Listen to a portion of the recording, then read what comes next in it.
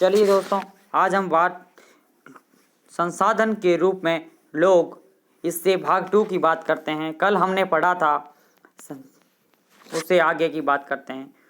Farm का उद्योग लगभग स्वास्थ्य क्या है? स्वास्थ्य। फार्म का उद्देश्य लाभ के अधिकतम करना।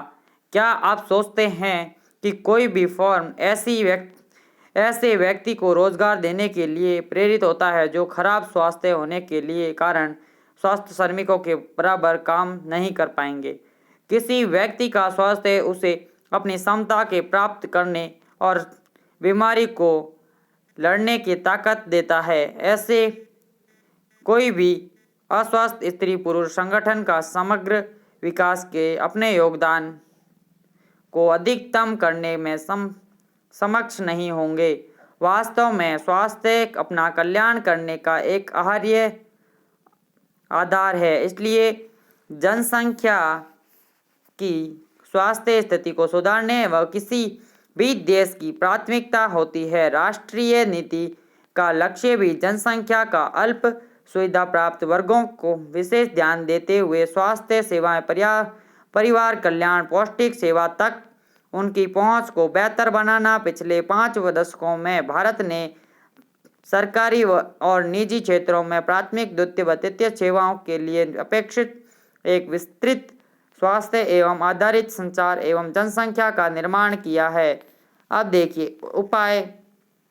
इन उपायों के अपनाने पर जीवन प्रत्यक्ष बढ़ रहा कर वर्ष 2016 तक में 69.4 वर्ष अधिक हो गए हैं। शिशु मृत्यु दर 1951 में 147 से घटकर वर्ष 2020 में 36 आ गई है। इस अवधि में अशोधित जन्म दर गिर कर 20.0 2018 मृत्यु दर बाद 6.218 पर आ गई है। जीवन प्रत्यक्ष में वृद्धि के शिशु देखभाल में सुधार देश के आत्मविश्वास के भावी प्रगति के साथ आंकने के लिए उपयोगी है। वृद्धि आत्मविश्वास के साथ जीवन के उत्तम गुणवत्ता सूचक एवं शिशुओं का संक्रामक रक्षा तथा माताओं के साथ बच्चों की देखभाल पोषण अनिश्चित करने मृत्यु दर घटती है। ये देखिए, उपकेंद्र, प्राथमिक स्वास्थ्य केंद्र और सामुदायिक स्वास्थ्य केंद्र 2014, 15, 16, 17, 18, 19 किस तरह से प्रति वर्ष स्वास्थ्य केंद्र की संख्याओं में वृद्धि हुई। औषधालय एवं अस्पताल, बिस्तर, सरकारी, भारतीय चिकित्सा परिषद, पंजीकृत डॉक्टर, नर्सिंग कर्मी। अब आप बात करते हैं, क्या आपको लगता है कि डॉक्टर और नर्सों की संख्या में वृद्धि प्राप्त है? यदि नहीं तो क्यों? आप किस अस्पताल में, ये प्रश्न है, आप पढ़ लेना। भारत में ऐसे स्थान हैं जिनमें मौलिक सुविधाएं भी नहीं हैं। भारत में कुल 542 मेडिकल कॉलेज व 313 डेंटल कॉलेज केवल 4 राज्य जैसे आंध्र प्रदेश, कर्नाटक, महाराष्ट्र व तमिलनाडु में कुल राज्यों से अधिक मेडिकल कॉलेज है। बेरोजगार, बात करते हैं हम बेरोजगार की। शकल की मां शीला अपने घरेलू कामकाज और बच्चों की देखभाल, खेती के काम में अपने पति बूटा की मदद करती थी। शकल का भाई जीतू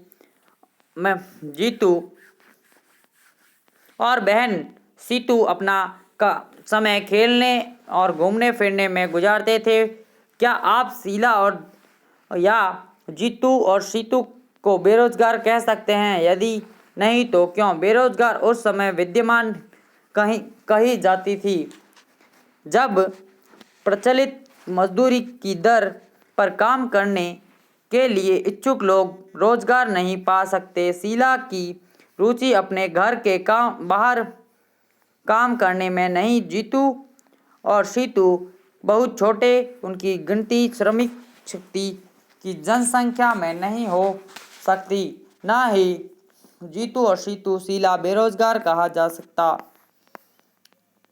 श्रम बल जनसंख्या में वह लोग शामिल किए जा सकते हैं जिनकी उम्र 15 वर्ष 59 वर्ष के बीच। सकल के भाई और बहन इस आयु में नहीं आते, इसलिए उन्हें बेरोजगार नहीं कहा जा सकता है। सकल की मां शीला परिवार के लिए काम करती थी। वह अपने घर से बाहर जाकर परिश्रम नहीं कहा जा सकता है। सकल के दादा दादी और नाना नानी, जिनकी यद्यपि इस कहानी से वर्णन नहीं है, उन्हें बेरोजगार नहीं कहा जा सकता। भारत संदर्भ में ग्रामीण एवं नागरिक क्षेत्रों में बेरोजगार तथापि ग्रामीण एवं नगरीय क्षेत्रों की बेरोजगारी की प्रकृति के अंतर्गत ग्रामीण क्षेत्रों में मौसमी एवं प्रसन्न बेरोजगारी है। नागरिक क्षेत्रों में अधिकांश शिक्षित बेरोजगार है। मौसमी बेरोजगारी तब होगी जब लोग वर्ष के कुछ महीनों के बेरोजगारी प्राप्त नहीं कर पाएंगे। कृषि के आश्रित लोग आमतौर पर इस तरह की समस्या में जूझ रहे हैं। वर्ष में कुछ व्यस्त मौसम होते हैं, जैसे बुआई, कटाई, नराई अथवा गहराई होती है। कुछ विशेष महीनों में कृषि पर आश्रित लोगों को अधिक काम नहीं मिल पाता है। प्रसन्न और बेरोजगारी के अंतर्गत लोग नियोजित प्रतीत होते हैं, उनके पास में भूखंड होता है। प्रसन्न बेरोजगारी के अंतर्गत लोग नियोजित प्रतीत होते हैं, उनके पास में भूखंड होता है जहां उन्हें काम मिलता है। ऐसे प्रातः कृषिगत काम में लगे परिजन में होते हैं। किसी काम में 5 लोगों की आवश्यकता होती है, लेकिन उनमें से 8 लोग लगे होते हैं। इनकी 3 लोगों अतिरिक्त ये तीनों इसी खेती पर काम करते हैं जिस पर 5 लोगों का काम करते हैं। उन्हें 3 द्वारा किया गया अंशदान 5 लोगों के द्वारा किए गए योगदान के कोई बढ़ोतरी नहीं करता है। अगर 3 लोगों को हटा दिया जाए तो खेती का उत्पादक कोई कमी नहीं होगी। कहने का मतलब यह है कि अगर जहां 3 लोगों की जरूरत है वहां 5 लोगों को लगा दिया जाए तो उसमें जो खेती होगी उसको तीनों को हटाकर अगर 2 लोग भी काम करें तो खेती की जो बढ़ोतरी होगी वो कम नहीं होगी, उतनी की उतनी होगी। और ये तीनों अतिरिक्त लोग प्रसन्न रूप में बेरोजगार होंगे। शहरी क्षेत्रों के मामले में शिक्षित बेरोजगार एक सामान्य परिघटना बन गई है। मैट्रिक, स्नातकोत्तर डिग्रीधारी अनेक युवा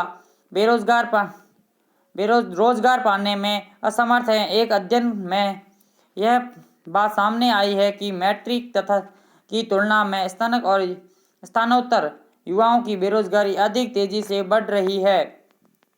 यह एक विरोधाभासी जनशक्ति स्थिति सामने आई है। कुछ विशेष श्रेणी में जनशक्ति के आधिक्य के साथ ही जनसंख्या और अन्य श्रेणियों की जनहित शक्ति की कमी विद्यमान है। एक और तकनीकी अर्हता प्राप्त लोगों के बीच में बेरोजगारी तो दूसरी और आर्थिक एवं समृद्धि के लिए आवश्यक तकनीकी कौशल की कमी है।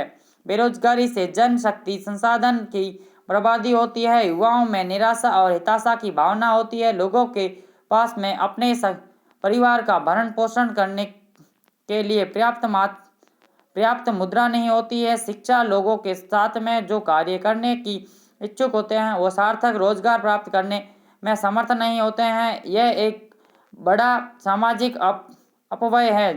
रोजगारी से आर्थिक बोझ में वृद्धि होती है। कार्यरत जनसंख्या में बेरोजगारों की निर्भरता बढ़ती है। किसी व्यक्ति के साथ में साफ समाज गुण की गुणवत्ता पर बुरा प्रभाव पड़ता है। जब किसी परिवार को मात्र एवं जीवन निर्वाह स्तर तक पर पड़ता है तो उसे स्वास्थ्य स्तर पर में एक कम आम गिरावट आ जाती है। स्कूल प्रणाली के अलावा अलगाव में वृद्धि होती है। इसलिए किसी स्वास्थ्य अर्थव्यवस्था को समग्र एवं विकास पर बेरोजगार की हितकार प्रभाव पड़ता है। बेरोजगारी में वृद्धि एवं मंदग्रस्त अर्थव्यवस्था का सूचक है। यहाँ संसाधनों की बर्बादी भी होती है जिन्हें उपयोगिक ढंग से नियोजन किया जा सकता है। अगर लोगों को संसाधन के रूप में प्रयोग न किया जा सके तो स्वाभाविक रूप से अर्थव्यवस्था के लिए दायित्व बन जाएगा। और सांख्यिकीय रूप से भारतीय रोजगारों के दर पर निम्न बड़ी संख्याओं में आय और निम्न उत्पादक वाले लोगों की गिनती एवं नियोजन लोगों में की जाती है। पूरे वर्ष काम करना प्रतीत होता है, लेकिन उनकी क्षमता आय में हिसाब से यह उनके लिए पर्याप्त नहीं होती है। वह काम तो कर रहे हैं, पर ऐसा प्रतीत होता है कि ये काम उन पर थोपा हुआ है, इसलिए शायद वे अपने पसंद का कोई अन्य काम करने में पसंद कर सकते हैं। गरीब लोग बेकार नहीं बैठ सकते, वे किसी भी काम से जुड़ जाना चाहते हैं, चाहे वह उनसे कितना भी कमाई। इस कमाई से वे किस तरह से जीवन का निर्वहन कर पाते हैं। इसके अतिरिक्त प्राथमिक क्षेत्र में रोजगार एक विशेष है। यद्यपि लोगों की आवश्यकता नहीं होती है, फिर भी वह पूरे परिवार खेत में काम करता है। इस तरह कृषक क्षेत्र की प्रश्नता बेरोजगारी होती है, लेकिन वे जो भी उत्पादक होता है उसमें पूरे परिवार का हिस्सेदारी होती है। खेती में काम में साझेदारी तथा उत्पादित फसलों में हिस्सेदारी की धारणा ग्रामीण क्षेत्रों में बेरोजगारी कठिनाई की कमी लाती है, लेकिन परिवार में गरीबी के कम नहीं होती है। प्रत्येक परिवार में अधिवेश श्रमिक रोजगार की तलाश में गांव में शहरों में की ओर प्रवास करते हैं। आइए इन तीन उपयुक्त तीन क्षेत्रों के रोजगार की परिदृश्य की चर्चा करें। कृषि का सबसे अधिक अवशोषण करने वाले अर्थव्यवस्था क्षेत्र कृषि और पिछले वर्षों में पूर्व चर्चा प्रश्न बेरोजगारी का कारण कृषि पर जनसंख्या निर्धारित कुछ कमी आई है। कृषि अधिवेश श्रम का कुछ भाग द्वितीय व तृतीय क्षेत्रों में चला गया है। द्वितीय क्षेत्र में छोटे पैमाने पर होने वाले विनिर्माण में श्रम का सबसे अधिक अभिशोषण है। तृतीय क्षेत्र में जैविक प्रौद्योगिकी, सूचना प्रौद्योगिकी आदि की सारीख्य विभिन्न नए सेवाएं सामने आई है। यह जानने के लिए एक कहानी पढ़िए, कैसे लोग अपने गांव में अर्थव्यवस्था को परिसंपत्ति पर बना जाता है।